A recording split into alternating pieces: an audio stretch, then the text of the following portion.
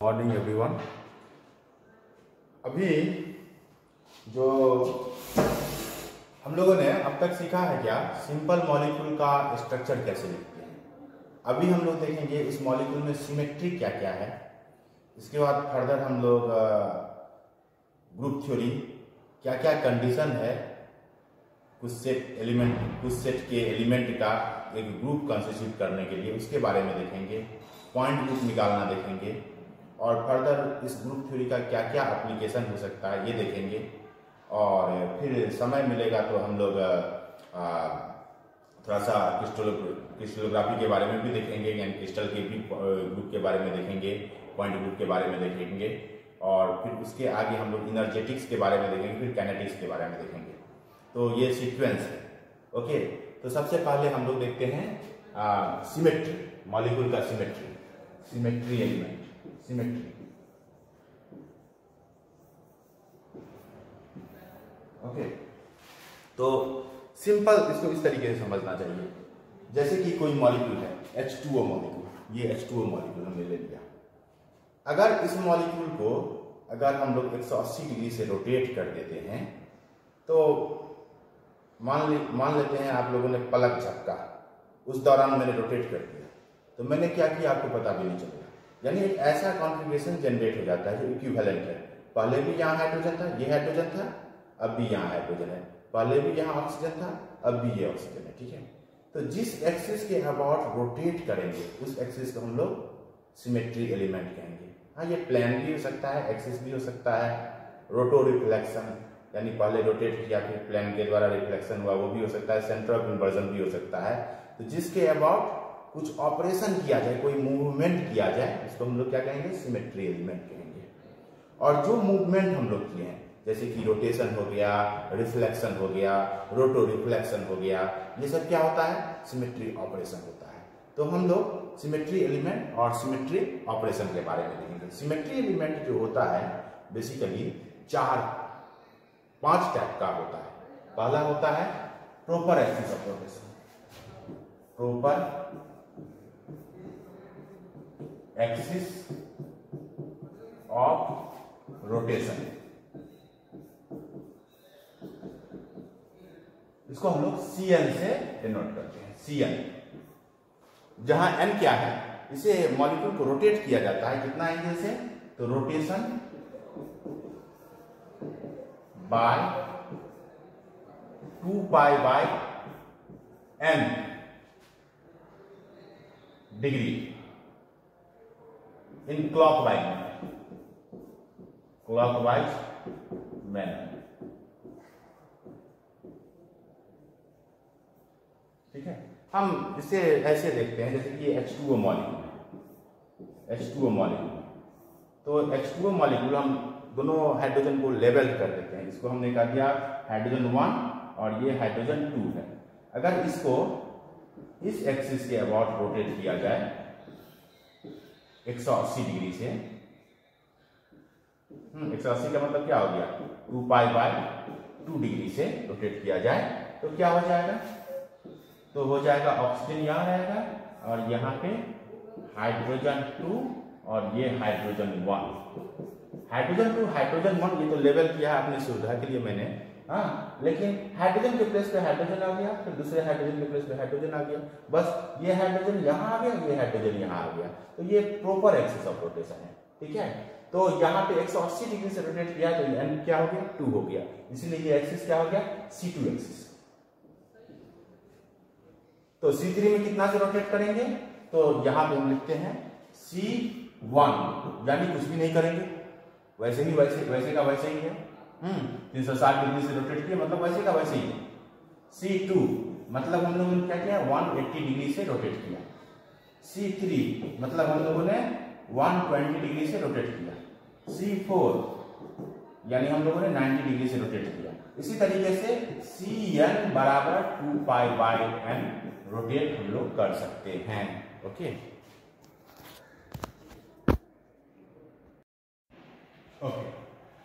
तो ये H2O के बारे में हम लोगों ने देख लिया, जो इसमें एक C2 एक्सिस है ना, C2 एक्सिस। क्योंकि अगर इस एक्सिस के अबाउट, ये प्रॉपर एक्सिस ऑफ रोटेशन है, ये है proper axis of rotation, proper axis of rotation, इसके अबाउट हमने रोटेट कर दिया कितना एंगल से, 180 डिग्री से रोटेट कर दिया, तो ये इक्विवेलेंट कॉन्फ़िगरेशन जनरेट कर देता है। कैसा इक्विवेलेंट कॉन्फ़िगरेशन जनरेट करता है, H2 यहाँ आ गया और H1 यहाँ आ गया। ओके, तो ये हो गया। एक्चुअली यहाँ एक ही एक्सिस है, तो प्रिंसिपल एक्सिस जो होता है, मान लेते हैं किसी भी मॉलिक्यूल में अगर C4 भी है, C3 भी है, C2 भी है, ओके, तो प्रिंसिपल एक्सिस कौन सा हो जाएगा, तो जो हाईएस्ट फोल्ड एक्सिस है C4, ये प्रिंसिपल एक्सिस हो जाएगा। ये केवल sp3 हाइब्रिडाइजेशन जहां होता है वहां ऐसा नहीं होता है, जैसे कि sp3 हाइब्रिडाइजेशन है तो वहां पे C3 है प्रिंसिपल एक्सिस, ये है C3 है प्रिंसिपल एक्सिस, लेकिन ये जेड एक्सिस नहीं होता है। जेड एक्सिस इसमें अलग तरीके से होता है, उसको हम लोग डिस्कस करेंगे। नहीं तो जनरली प्रिंसिपल एक्सिस होता है वही जेड एक्सिस होता है, बाकी एक्स वाई एक्सिस होता है। ओके, तो अब हम लोग एक्सिस ऑफ रोटेशन देख लिए हैं, ठीक है। अब देखते हैं अगर Cn कोई एक्सिस है, axis of rotation proper axis है, ये कितना ऑपरेशन करेगा, ठीक है। एज फॉर एग्जांपल हम एक BF3 का एग्जांपल लेते हैं, BF3,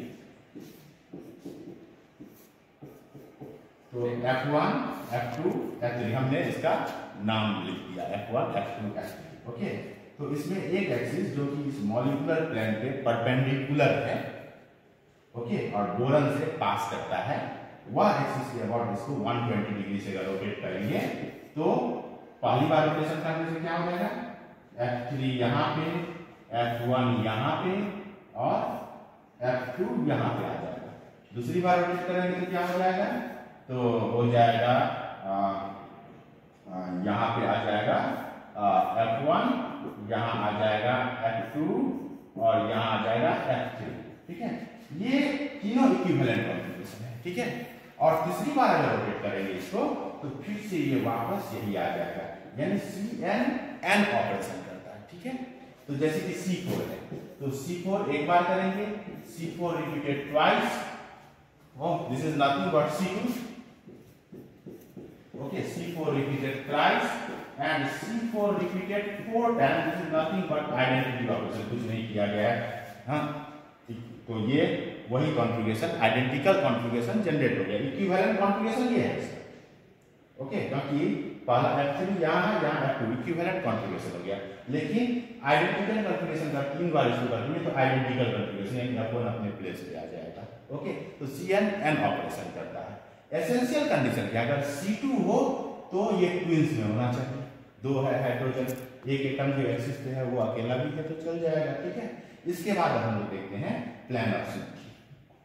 पहला हम लोगों ने क्या देखा, प्रॉपर एक्सिस ऑफ रोटेशन, एक सिमेट्री एलिमेंट और उसके सिमेट्री ऑपरेशन के बारे में हम लोग और डिटेल्स में चर्चा करेंगे। अभी जस्ट चारों सिमेट्री एलिमेंट के बारे में, आइडेंटिटी एलिमेंट को भी मैं कंसीडर करता हूँ, इसलिए पांचों एलिमेंट के बारे में देखते हैं। उसके बाद हम लोग अलग अलग मॉलिक्यूल को कितने भी सिमेट्री ऑपरेशंस हैं, कितने भी सिमेट्री एलिमेंट्स हैं, कितने भी ऑपरेशन होंगे, हर किसी के बारे में हम लोग इंडिविजुअली देखेंगे, ठीक है। सेकेंड है plan of symmetry, plan of symmetry, okay. इसी वाटर मॉलिक्यूल में देखते हैं H1 H2, तो ये जिस प्लेन में, उस प्लेन से रिफ्लेक्ट होने के बाद क्या होता है, ऑक्सीजन ऑक्सीजन के स्थान पे रहता है, हाइड्रोजन हाइड्रोजन के स्थान पे और हाइड्रोजन हाइड्रोजन के स्थान पे, यानी मॉलिक्यूलर प्लेन, एक प्लेन ऑफ सिमेट्री हो गया। एक प्लेन ऑफ सिमेट्री क्या हो गया, molecular plane, molecular plane, molecular plane,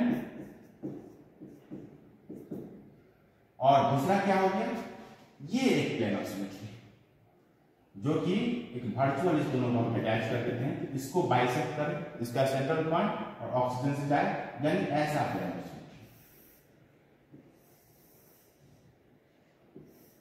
ऐसा प्लेन ऑफ सिमेट्री। तो ऐसे प्लेन ऑफ सिमेट्री से रिफ्लेक्ट होने के बाद क्या होगा, H2 आ जाएगा H1 के स्थान पे, H1 आ जाएगा H2 के स्थान पे। अब किसी प्लेन ऑफ सिमेट्री पे जो हम लोग रिफ्लेक्ट करते हैं उसका एक तरीका बता रहा हूं, किसी चीज का इमेज कैसे बनता है। तो टू वे मिरर प्लेन पे हम लोग परपेंडिकुलर डालेंगे, मान लेते हैं ये x डिस्टेंस चला है, बस अपोजिट डायरेक्शन में उतना ही डिस्टेंस जाएंगे x पे। अगर हाइड्रोजन के स्थान पर हाइड्रोजन आ गया that means plane of symmetry exist करता है। अगर नहीं आया, कोई ऐसा पार्ट है जो अपोजिट साइड में नहीं है, तो वह प्लेन ऑफ सिमेट्री एग्जिस्ट उसमें नहीं करता है। तो एसेंशियल कंडीशन इसके लिए क्या है, एटम्स ट्विंस में होना चाहिए। जैसे हाइड्रोजन यहाँ 2 है ना, तो ट्विंस में होना चाहिए। और जो प्लेन पे है वो अगर ट्विंस में नहीं है तो भी काम चल जाएगा। और जो प्लैनर मॉलिक्यूल है उसमें कम से कम एक प्लेन ऑफ सिमेट्री होगा ही। कौन सा प्लेन ऑफ सिमेट्री होगा, मॉलिक्यूलर प्लेन। ओके, तो ये हो गया। अब प्लेन ऑफ सिमेट्री को सिग्मा से डिनोट करते हैं और इसे हम लोग क्लासिफाई करते हैं। एक होता है vertical plane. Vertical plane, vertical plane वो होता है जैसे इस प्लेन में C2 एक्सिस इसी में है, जिस प्लेन में प्रिंसिपल एक्सिस हो। Plane of symmetry contains principal axis, that is called vertical plane. इसको सिग्मा बी से डिनोट करते हैं। एक होता है हॉरिजॉन्टल प्लेन। हॉरिजॉन्टल प्लेन का जैसे BF के केस में हम लोग देखते हैं, हाँ, तो यहाँ प्रिंसिपल एक्सिस तो ये C3 एक्सिस है ना, लेकिन इसका मॉलिक्यूलर प्लेन क्या है, प्रिंसिपल एक्सिस के परपेंडिकुलर है। Plane perpendicular to the principal axis is called horizontal plane. ठीक है, तो हॉरिजॉन्टल प्लेन क्या हो गया, horizontal plane sigma h. Plane perpendicular to principal axis, plane perpendicular to principal axis, horizontal plane हो गया।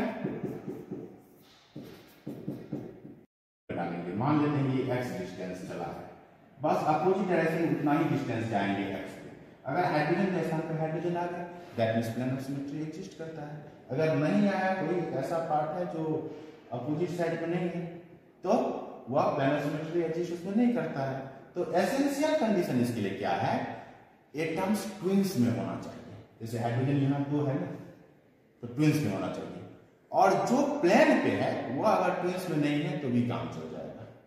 और जो प्लैनर मॉलिक्यूल है उसमें कम से कम एक प्लेन ऑफ सिमेट्री होगा ही। कौन सा प्लेन ऑफ सिमेट्री होगा, मॉलिक्यूलर प्लेन। ओके, तो ये हो गया। अब प्लेन ऑफ सिमेट्री को सिग्मा से डिनोट करते हैं और इसे हम लोग क्लासिफाई करते हैं। एक होता है vertical plane. Vertical plane, vertical plane वो होता है जैसे इस प्लेन में C2 एक्सिस इसी में है, जिस प्लेन में प्रिंसिपल एक्सिस हो। Plane of symmetry contains principal axis, that is called vertical plane. इसको सिग्मा बी से डिनोट करते हैं। एक होता है हॉरिजॉन्टल प्लेन। हॉरिजॉन्टल प्लेन का जैसे BF के केस में हम लोग देखते हैं, हाँ, तो यहाँ प्रिंसिपल एक्सिस तो ये C3 एक्सिस है ना, लेकिन इसका मॉलिक्यूलर प्लेन क्या है, प्रिंसिपल एक्सिस के परपेंडिकुलर है। Plane perpendicular to the principal axis is called horizontal plane. ठीक है, तो हॉरिजॉन्टल प्लेन क्या हो गया, horizontal plane sigma h. Plane perpendicular to principal axis, plane perpendicular to principal axis, horizontal plane हो गया। और plane containing principal axis, vertical plane हो गया। Plane containing principal axis vertical plane हो गया। ठीक है, ओके। इसी तरीके से वर्टिकल प्लेन का भी एक और वर्टिकल प्लेन है जिसको हम लोग डायहेड्रल प्लेन कहते हैं। वह 2 C2 के बीच में होता है, उसको सिग्मा डी से। जब हम लोग एग्जाम्पल देखेंगे तब हम इसके बारे में डिटेल्स में बताएंगे।